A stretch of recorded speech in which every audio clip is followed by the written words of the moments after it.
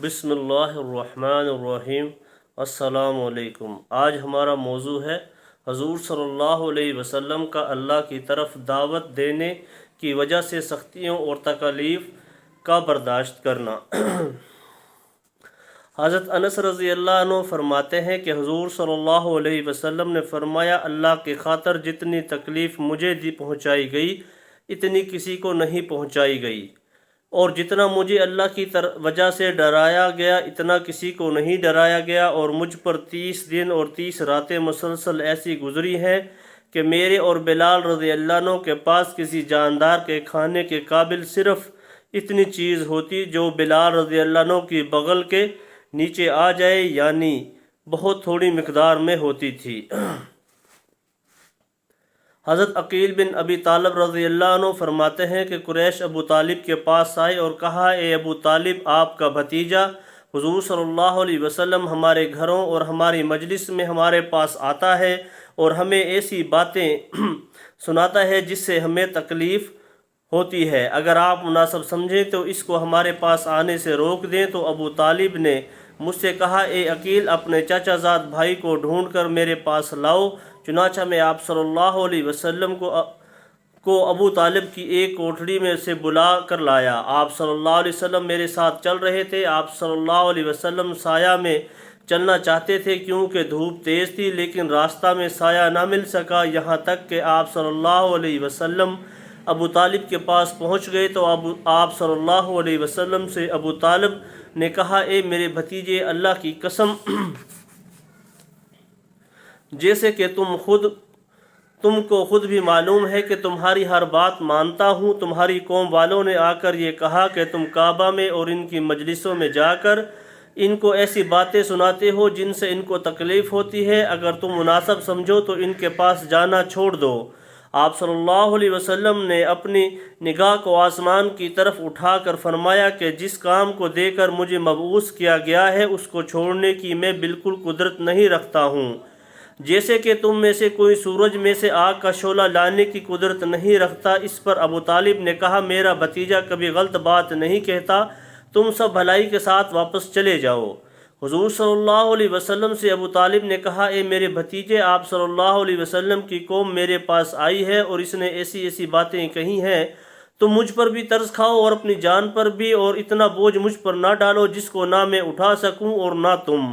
لہٰذا تم اپنی قوم کو وہ باتیں کہنی چھوڑ دو جو ان کو ناگوار لگتی ہیں۔ اس سے حضور صلی اللہ علیہ وسلم یہ سمجھے کہ آپ کے بارے میں آپ کے چچا کی رائے بدل گئی ہے، اور وہ اب آپ صلی اللہ علیہ وسلم کی مدد چھوڑ کر آپ صلی اللہ علیہ وسلم کو قوم کے حوالے کرنے والے ہیں، اور اب ان میں آپ صلی اللہ علیہ وسلم کا ساتھ دینے کی ہمت نہیں رہی ہے۔ اس پر حضور صلی اللہ علیہ وسلم نے فرمایا، اے میرے چچا، اگر سورج میرے دائیں ہاتھ میں اور چاند میرے بائیں ہاتھ میں رکھ دیا جائے تو بھی میں اس کام کو چھوڑنے والا نہیں ہوں، میں اس کام میں لگا رہوں گا یہاں تک کہ اللہ تعالیٰ اس کام کو غالب کر دیں، اس کام کی کوشش میں میری جان چلی جائے۔ اتنا کہہ کر حضور صلی اللہ علیہ وسلم کی آنکھیں ڈبڈبا آئیں اور آپ صلی اللہ علیہ وسلم رو دیے، اور آپ صلی اللہ علیہ وسلم وہاں سے پشت پھیر کر چل دیے۔ جب ابو طالب نے دیکھا کہ حضور صلی اللہ علیہ وسلم اپنے کام پر اتنے پختہ ہیں کہ اس کے لیے جان تک قربان کرنے، چاند و سورج تک اٹھا لینے کی تیار ہیں، تو انہوں نے حضور صلی اللہ علیہ وسلم کو پکارا، اے میرے بھتیجے۔ آپ صلی اللہ علیہ وسلم ان کی طرف متوجہ ہوئے۔ ابو طالب نے کہا، آپ صلی اللہ علیہ وسلم اپنا کام کرتے رہیں اور جیسے دل چاہتا ہے کرتے رہیں، اللہ کی قسم میں کسی وجہ سے تمہارا کبھی ساتھ نہیں چھوڑوں گا۔ حضرت عبداللہ بن جعفر رضی اللہ عنہما فرماتے ہیں کہ جب ابو طالب کا انتقال ہوا تو قریش کا ایک کمینہ آدمی حضور صلی اللہ علیہ وسلم کے سامنے آیا اور اس نے آپ صلی اللہ علیہ وسلم پر مٹی ڈالی۔ آپ صلی اللہ علیہ وسلم اپنے گھر واپس چلے گئے۔ آپ صلی اللہ علیہ وسلم کی ایک بیٹی آ کر آپ صلی اللہ علیہ وسلم کے چہرے سے مٹی صاف کرنے لگی اور رونے لگی۔ آپ صلی اللہ علیہ وسلم نے فرمایا، اے میری بیٹی،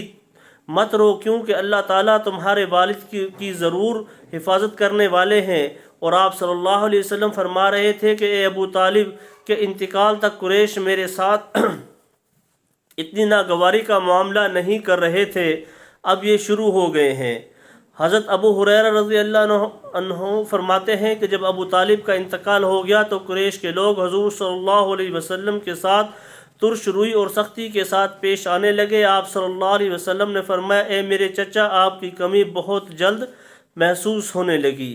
حضرت حارث بن حارث رضی اللہ عنہ فرماتے ہیں کہ میں نے اپنے والد سے پوچھا کہ یہ مجمع کیسا ہے؟ میرے والد نے کہا، یہ لوگ اپنے ایک بے دین آدمی پر جمع ہیں۔ چنانچہ ہم اپنی سواری سے اترے تو دیکھا کہ رسول اللہ صلی اللہ علیہ وسلم لوگوں کو اللہ کو ایک مان لینے اور اس پر ایمان لانے کی دعوت دے رہے تھے، اور لوگ آپ صلی اللہ علیہ وسلم کی دعوت کا انکار کر رہے تھے، اور آپ صلی اللہ علیہ وسلم کو طرح طرح کی تکلیفیں پہنچا رہے تھے، یہاں تک کہ آدھا دن گزر گیا اور لوگ آپ صلی اللہ علیہ وسلم کے پاس سے چلے گئے تو ایک عورت پانی کا برتن اور رومال لیے ہوئے آئی جس کا سینہ کھلا ہوا تھا۔ آپ صلی اللہ علیہ وسلم نے اس عورت سے برتن لے کر پانی پیا اور وضو کیا، پھر اس عورت کی طرف سر اٹھا کر کہا، اے میری بیٹی، اپنے سینے کو ڈھانپ لے اور اپنے باپ کے بارے میں کوئی خوف اور خطرہ محسوس نہ کر۔ ہم نے پوچھا، یہ عورت کون ہے؟ لوگوں نے بتایا، یہ ان صلی اللہ علیہ وسلم کی بیٹی حضرت زینب رضی اللہ عنہا ہے۔ حضرت منیب ازدی رضی اللہ عنہ فرماتے ہیں کہ میں نے رسول اللہ صلی اللہ علیہ وسلم کو زمانہ جاہلیت